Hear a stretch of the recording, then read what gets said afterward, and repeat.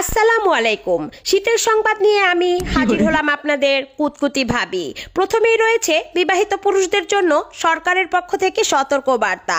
অতিরিক্ত ঠান্ডা তীব্রতার কারণে ঘরের বউকে সকাল 10টার আগে ঘুম থেকে জাগানো যাবে না। 10টার পর দুপুর 2টার মধ্যে বউকে গুড মর্নিং বলে আলতোভাবে ঘুম ভাঙাতে হবে। এর আগে যদি কম্বল টানাটানি করে বা পানি ঢেলে বউয়ের ঘুম ভাঙানোর চেষ্টা করা হয়, সন্ত্রাসী স্বামী হিসেবে মামলা দায়ের হবে। এবার দ্বিতীয় সতর্ক বার্তা, বউয়ের কম্বলের ভিতরে ঢুকে যখন তখন অহেতুক নড়াচড়া করা যাবে না, তাহলে শারীরিক টর্চারের মামলা দায়ের করা হবে।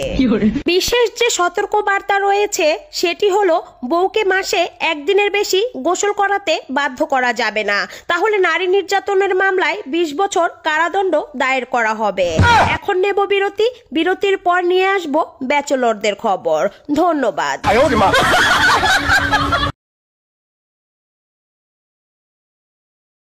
স্ত্রীকে ভালোবাসলে নেকি লেখা হবে, নেক সন্তান জন্মাবে। I love you. ভালো আছো? এক কাপ চা করে নিয়ে এসো। তুমি একটু খাও, আমি একটু খাই। একটা ডিম সিদ্ধ করে নিয়ে এসো, হাফ হাফ খাই। নেক সন্তান জন্মাবে, ঘরটা জান্নাত হয়ে যাবে।